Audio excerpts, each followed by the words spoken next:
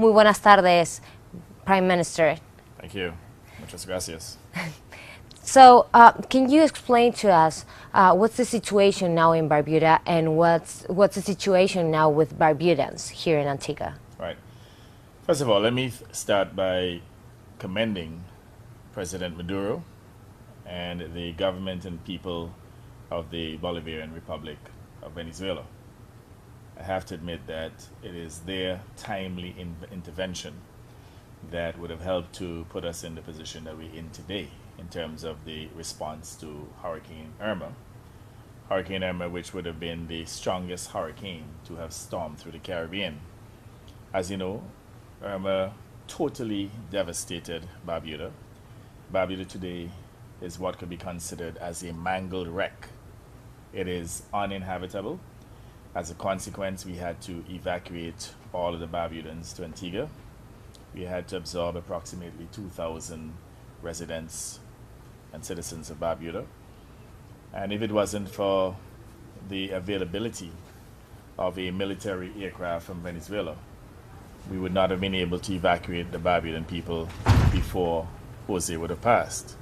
Luckily for us, Jose did not bring with it hurricane winds or hurricane conditions.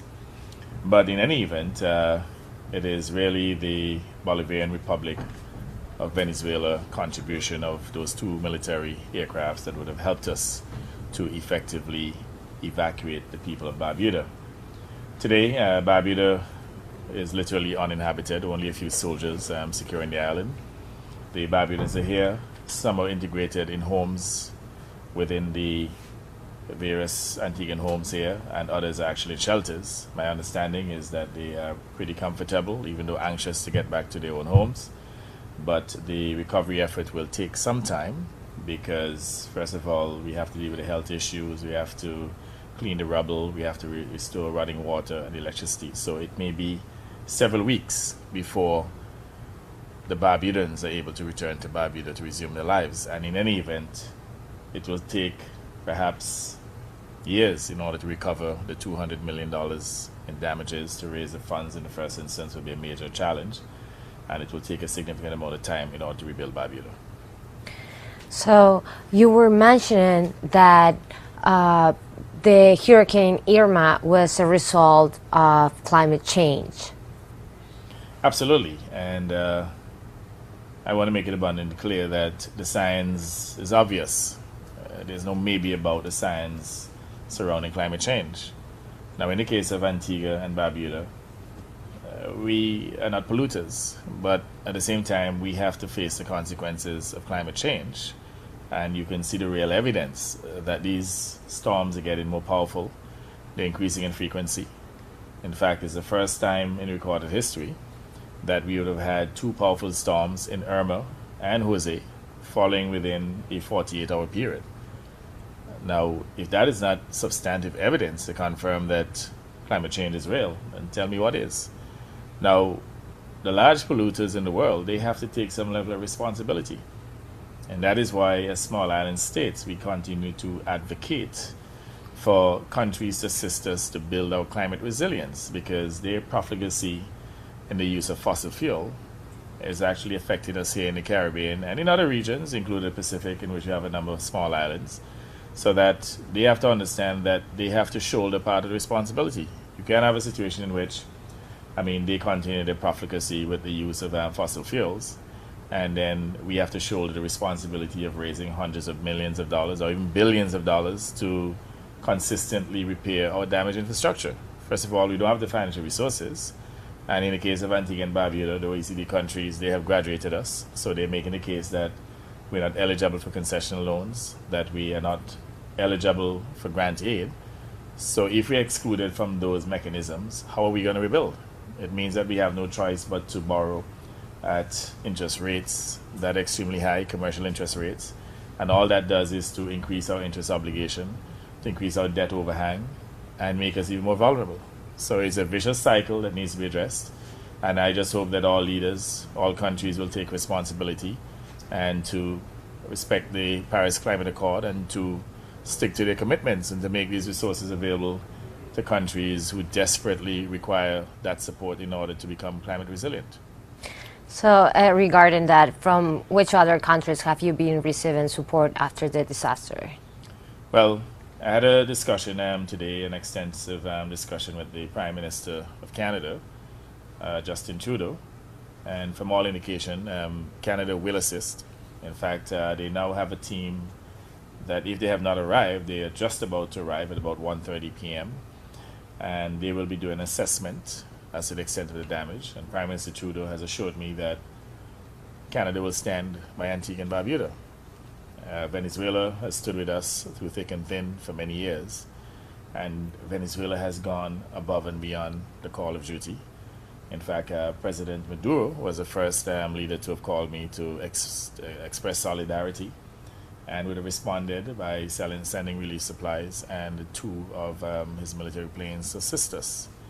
There are several leaders in Latin America who would have assisted us as well, or at least made pledges. We have had some level of support from President Medina, Chile, and we're hoping too that other countries within the hemisphere, Brazil, Bolivia, all of the countries in South America, that they will also assist, because this is a human tragedy never seen before, in which an entire island was wiped out. So it's not that we're coming with a begging bowl with cap in hand. This is a necessity in which we're asking for all countries in this hemisphere, all of our friends within the region. My dear friend Daniel Ortega, I hope that his country will make a contribution, and Bolivia, Peru, all of the countries within the region, because at the end of the day we live in the same hemisphere, and we're all part of this Latin American and Caribbean integration movement, and I think we ought to show full commitment, and whenever we have these disasters, that we stand with each other. So again, I make an appeal for the leaders of all of these countries to assist in whatever way they can, and that would be really greatly appreciated as we seek to raise resources to rebuild Barbuda. It has been estimated that the Barbuda rebuilding program will cost hundreds of millions of dollars, which is clearly beyond our means. Our entire budget in a year is about 250 million US, all of which is committed. So for us to raise 200 million US dollars, as an example, assuming it's as low as 200 million US dollars to rebuild Barbuda, that is beyond our domestic requirements, our domestic capabilities. So we have to look external of Antigua and Barbuda to raise resources, and that is why I'm issuing this clarion call for assistance by other governments. The IMF said that they, instead of pardon the debt or condemning the debt that you have with them, they will extend more loans to Antigua and Barbuda. That doesn't help. It exacerbates the problem, because the irony about it is that we have to borrow consistently with each storm that would have damaged our infrastructure. So it's a vicious cycle. It increases our debt, so we end up with a debt overhang. And the same IMF criticizes us for having too large a debt, when what we're doing here is that we are literally forced to borrow at commercial rates in order to rebuild our infrastructure. So if it is that they are that concerned, then perhaps they need to have a carve-out for small island developing states where they have this type of devastation, that they can get some form of debt relief. But we know that that will fall in deaf ears, so I'm not even sure that that is a fight worth fighting at this point, because from time immemorial, the argument has been made by many governments within the region, many small island states, that there has to be more responsiveness coming from the IMF, from the World Bank, and other international financial institutions to have this carve out for small island developing states, considering their vulnerability.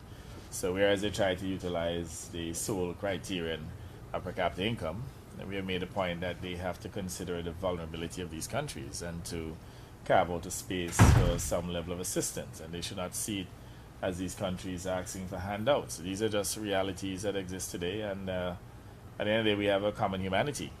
And when I look at Venezuela as a country, notwithstanding your difficulties, it is amazing how Venezuela continues to find assistance to support other countries. I recognize just recently with the disaster in Texas, as your government committed $5 million US, and you have your own problems in Venezuela.